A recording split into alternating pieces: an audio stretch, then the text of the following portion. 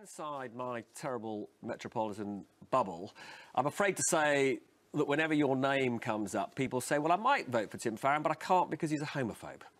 That's ludicrous. But people believe this. Yes. Well, I get asked the question, I have been over the last few days. I even got asked it in the House of Commons last Wednesday, and I answered it really clearly then. Being gay is not a sin. And as a committed Christian, I believe that you judge absolutely nobody. I am not a religious leader, though, Robert. I am not the Archbishop of Canterbury, and I stand on my personal record and on my party's record of being by far throughout history the most positive party when it comes to LGBT rights. So 2 weeks ago, I was the first party lead. Let me finish, if you don't mind. Sure. Forgive me. But I was the first party leader to call out against the disgraceful use of concentration camps in Chechnya against gay people. It took the government a week to follow me, and Theresa May has still not made any kind of comment on that. And I just think if we're going to be pro-LGBT rights, we need to make sure we do so in a way which is genuine and sincere. And my record speaks for itself. But can I just ask you on that? You didn't vote for gay marriage in the third reading. I voted for it in the second reading. But why didn't you vote? Why did you not vote in the third reading? 2 reasons. First of all, there was no coverage of the spousal veto issue, which meant that transsexual people, transgender people did not have the opportunity to get married on the same basis as other people. And also, there were no protection conscience clauses in there. Those things were not put forward. But I supported the concept of it. I voted for it at second reading and have defended it ever since. Now, look, I'm actually proud of it. If you think about it, if you hadn't been for Lynn Featherstone and Nick Clegg, equal marriage would not happen in this country. And I'm proud to be the leader of the party those people are in, and proud that that's our policy going forward. Now, I'm going to press you on this because it does matter to lots and lots of people. In The Observer today, they asked you, you said homosexuality not a sin. They say that you didn't answer when they asked you whether gay sex was a sin. Oh, come on, Robert. Hello. If you notice in that brief interview, obviously it goes on, but it becomes so distressing and embarrassing that the interviewer was asking Tim Farron whether he approved of the very act of homosexual sex. So he was not happy that Tim Farron was, if you like, endorsing legally gay marriage. He also wanted to go deep into the disturbing activity itself by asking, do you support gay sex? That to me sounds like the devil doing an interview. The devil is almost saying to mankind, do you really support this? Do you really support that? And I guess it's quite embarrassing because it's like someone saying, do you believe in racial equality? Oh yes, I believe in racial equality. Really? Do you believe a black man should ravish a white woman with his big cock? You begin to look at it, you think it's disgusting, it's filthy, that what you're doing, you happen to go into the very act of the sexual activity in order to see whether this person has really converted to the LGBT agenda. The media has become gangsters, they've become vicious in their attack on Christians. You will not come across one media gangsters, one media thugs who will approach Muslims or Sikhs and ask them, what do you think of gay sex? What do you think of same-sex marriage? They won't do it. They always target Christians, and the reason being the LGBT from the outset and the hardcore feminists have always had a gripe against the Christian church. They've always had an issue with Christianity. I don't see any Christians going around the world killing gays. In fact, if you look at Muslim countries, you will see many gays thrown off buildings, many gays who are killed, many women who are ritualized in honor killings, yet the feminists are quiet on that. The gay people are quiet on that. They don't care what happens to their people. under the brutal force of Islam as long as they can attack the church. Now, the title of my video is that Parliament and government have no place for Christians. And the reason being, when you study that interview, you begin to realize that it was an attack on his faith. They were trying to break him down to deny Jesus. That was the theme. The theme was for him to deny Jesus. And before you know it, you're not following the real Jesus. You're following a new world order, a new age version of Jesus, which means it's not Jesus at all. Any Christian trying to pretend they're going to be a Christian and compromise, you're fooling yourself. What you're doing, you're following a lamb with horn. You're following the world's version of Jesus. You're following a satanic, occult, Luciferian Jesus. You're not following the real Jesus. Because for that, you'll be persecuted. You'll be killed. Like those in Muslim countries where Christians have been murdered for following the real Jesus. They're not compromising. But in the West, if you are a Christian, you are indoctrinated and brainwashed through applications of laws and media bullying that you must believe in gay sex. They'll ask you those questions live on TV. They have no shame. They've never pushed race awareness the way they've pushed the LGBT. If they pushed race awareness, you wouldn't see so much hate between black and white people. Racism would not be a problem. But they're pushing the LGBT, they're pushing this gender dysphoria, children having sex changes, pushing homosexuality into schools. You realize who the hell is behind this, or what source, what force is behind this evil. Because it's not natural for the government to be suddenly possessed by something out of this earth to push this LGBT agenda in the name of love. You know something don't add up. Something don't add up. They don't push race awareness. They don't push white people loving black people or black people loving white people. That they don't push. Which is why the mixed race kids are screwed up and bullied in schools. But protect the LGBT kids. Protect them. Protect the gender dysphoria children. Protect the lesbian children. But mixed race children, you can bully them till the cows come home. Something outside the government. Something outside the government are pulling their strings. It is not earthly battle. We wrestle not against flesh and blood, but principality in dark places. And we are told, put on the armor of faith. In these last days, put on the armor of God.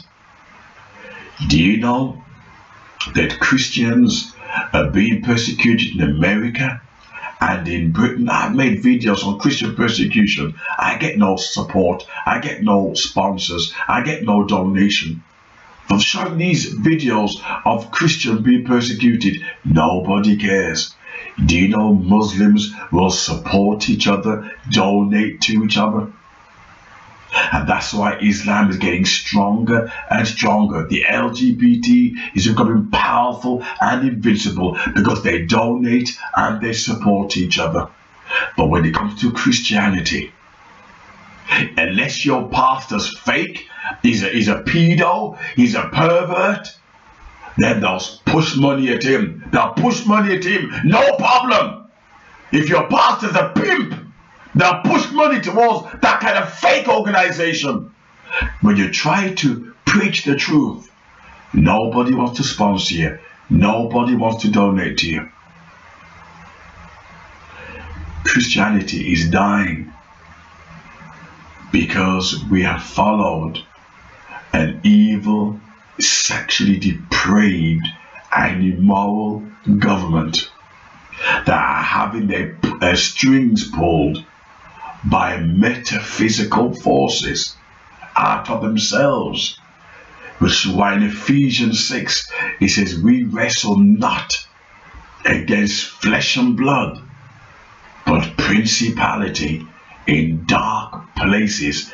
You think you're fighting against the government, but you're fighting against evil forces that are manipulating them to push this LGBT agenda. Notice they don't give a damn about race peace. They don't give a damn about white people loving black people. They don't give a damn about black people loving white people. But they'll push a sexual revolution. That they'll push. People have no problem with it. They'll push till the cows come home. But they will not support racial peace and racial harmony. That they will not do unless they play the race card when it comes to voting, and then they will use it to shock people, distraction tactics. But no group has ever been endorsed ever in history than the LGBT. Target children, target 3-year-olds, bring homosexual studies into schools. I've never seen an organization so powerful in my life. And the Bible says we wrestle not against flesh and blood, but against principality and darkness in high places. There is no room for Christians in Parliament, in the House of Commons, in America. Nick Ferran, in the end, he had to walk out of politics. Why? They were beating him down and they were attacking his faith. Not Muslims. They didn't attack Muslims. They didn't attack Sikhs. They didn't attack Buddhism. They didn't attack Hinduism. They attacked Christians. And Jesus says, they will come for you because it is me that they hate. And if they hate me, they will hate you. Many Christians now, they don't even watch videos of Christians being persecuted. You're lucky if you reach 1,000. You're lucky. They don't care. As the Bible says, in the last days, let the wheat and tare grow together. Many fake Christians, you'll see them in churches, but they don't really care about the pain and persecution that we as Christians are facing under the European Empire. I don't know what I will do about this channel anymore. I try to wake people up. I try to raise the alarm. I don't get support. And yet it hurts. It really does.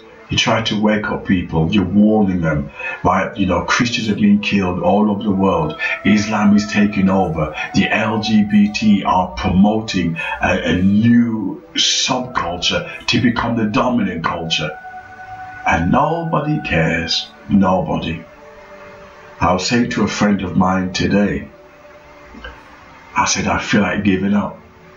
I really do. What's the use? I must just focus on my music and just forget everything else and just watch people kill each other, watch people destroy each other. Because when you're a Christian, you have no support, you have no backing. You're forced to accept the LGBT agenda. You're forced to keep your mouth shut when Muslims are committing terrorism. You're forced not to speak the truth. And I try to wake people up with this channel, and It's a struggle. It's a struggle. The sacrifice I've put into making these videos, the sacrifice. At least I'd expect something back. You know, maybe if I was a Muslim with a beard, you know, but when you're a Christian, nobody cares. You're a lone voice.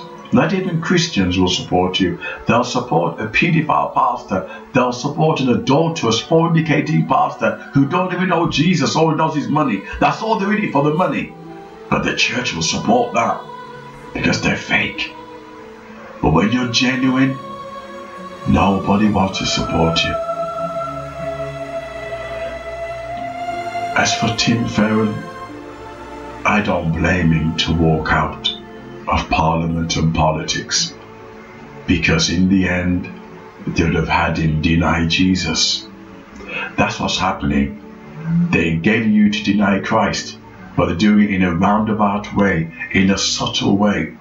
Do you approve of gay sex? Do you approve of Satanism? Do you approve of witchcraft? Do you approve of necromancy? Do you approve of pedophilia?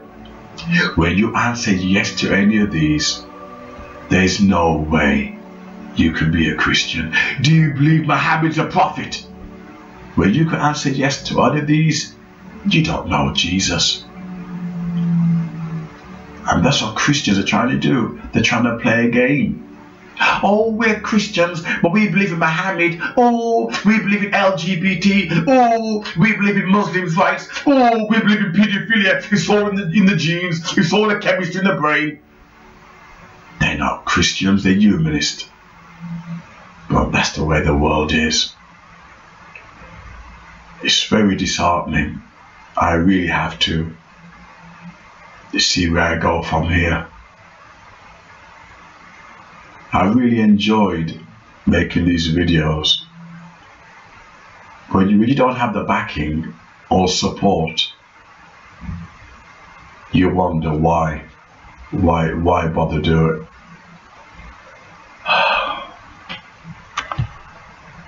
You can't handle the truth.